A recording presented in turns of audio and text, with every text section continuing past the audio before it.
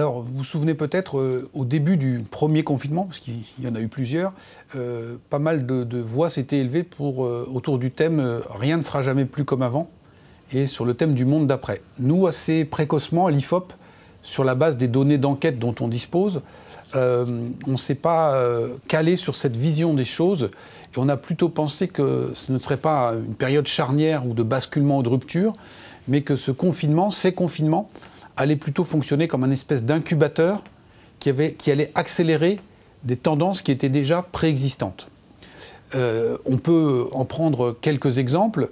Le plus évident, c'est la digitalisation de nos sociétés, de nos modes de vie, avec par exemple le boom persistant et accéléré autour du e-commerce, de la livraison à domicile. On était sur 20 milliards d'euros de chiffre d'affaires en 2008. On était à 113 milliards de chiffre d'affaires pour le e-commerce l'année dernière, en 2020. Et des grands opérateurs comme Amazon, mais beaucoup d'autres également, ont parfaitement bien tiré leur épingle du jeu. Et donc ça, c'était déjà inscrit dans les cours, comme on dit à la bourse, avant le Covid. Mais le Covid a amplifié tout cela. Autre tendance, là pour le coup, clairement accélérée, parce qu'elle n'était que balbutiante, toujours sur la thématique de la digitalisation des modes de vie, c'est l'essor du télétravail. Aujourd'hui, d'après nos données d'enquête, si l'on fait une photographie du salariat français, 40% des salariés ne travaillent pas en bureau, ils sont sur des chantiers, chauffeurs routiers, etc., etc. Et sur les 60% qui travaillent traditionnellement dans des bureaux, nous en avons 24% qui actuellement sont en télétravail et 36% qui sont sur leur lieu de travail habituel. Donc on a un quart du salariat français qui a basculé dans le télétravail, et donc ça aussi c'est une accélération très forte de tendance pour ce qui est de la digitalisation.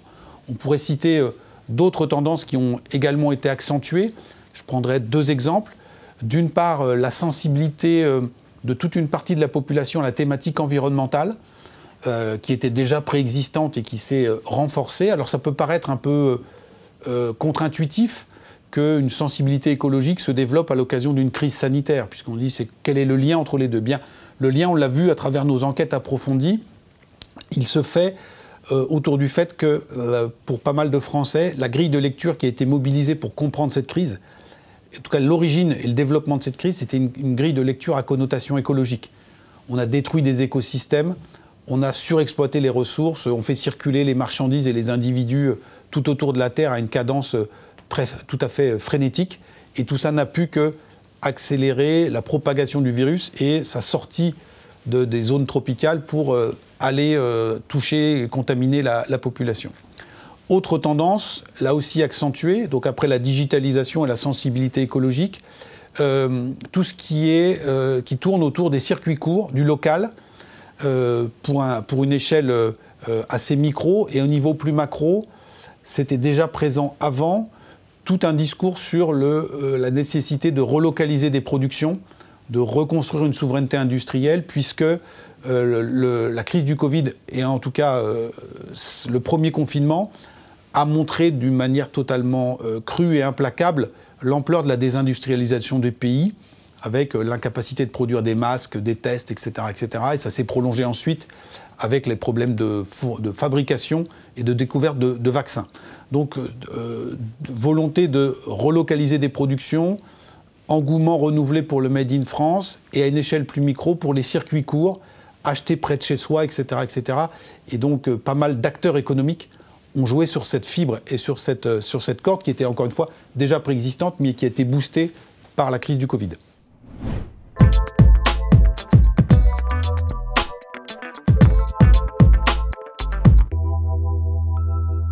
Alors si on se décale d'un cran, après avoir essayé de regarder les grandes tendances socio-économiques et de mode de vie qui pourraient être amplifiées, quel est l'impact de cette crise du Covid sur le niveau plus des valeurs? Alors sur les valeurs, et les choses un peu plus politiques, là aussi, le Covid a fonctionné comme un révélateur. On a parlé tout à l'heure du révélateur de l'ampleur de la désindustrialisation.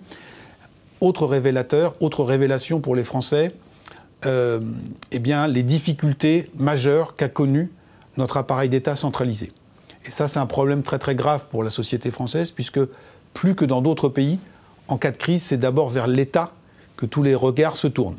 Et l'État qui siège à Paris et qui doit ensuite tout organiser depuis Paris. Et donc on a vu à de nombreuses étapes de cette crise, la livraison des masques, la gestion des hôpitaux, la question des déconfinements, reconfinements, la question des procédures administratives à remplir, que l'État central ne pouvait plus s'occuper de tout, qu'il était pas assez réactif, pas assez décentralisé, et que tout ça pose évidemment toute une série de questions à la société française, avec un appel à davantage d'autonomie, de respiration pour le corps social, au profit notamment des collectivités locales. Les maires ont tiré leur épingle du jeu dans cette affaire. Ils ont été à la manœuvre, ils ont été très présents sur le terrain, ils ont été plébiscités, on l'a vu dans nos sondages.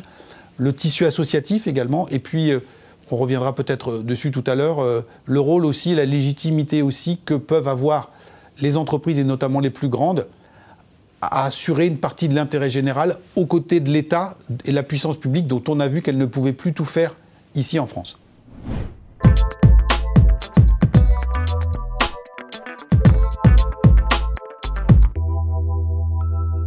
Alors, le président de la République avait utilisé la comparaison ou la métaphore pendant le premier confinement de la crise sanitaire avec celle d'une guerre. Nous sommes en guerre. Et donc on peut espérer, si on se projette un petit peu, que nous allons bientôt arriver à la libération et que nous allons bientôt sortir de cet état de guerre. Et rappelez-vous quelle était la question qui était le plus posée un peu partout dans les conversations en France à la libération. La question, c'était la suivante. Où étiez-vous pendant la guerre et qu'est-ce que vous avez fait pendant la guerre?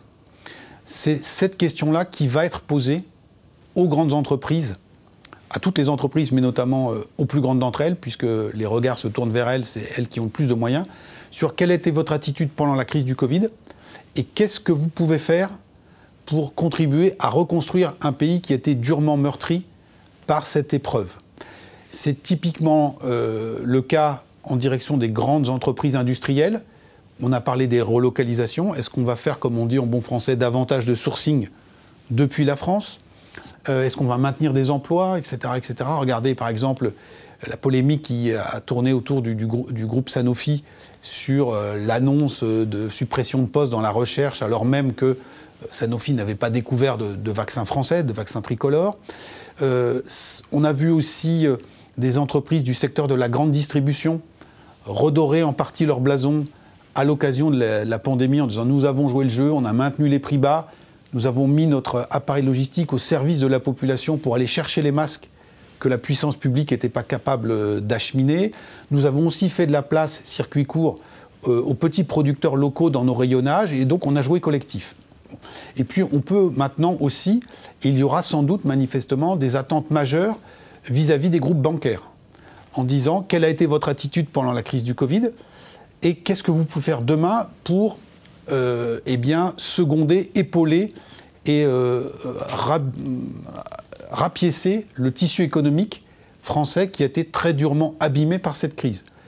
La question qui va se poser, c'est par exemple, qu'est-ce que vous faites, vous, Banque Populaire, par exemple, dans les provinces, dans les régions, pour épauler tous les petits entrepreneurs du secteur de la restauration, du tourisme, de l'hôtellerie, mais pas seulement, dans d'autres secteurs également. J'ai parlé tout à l'heure aussi de la transition écologique, parce qu'il ne faudra pas simplement reconstruire et réparer le pays, il faudra aussi le transformer.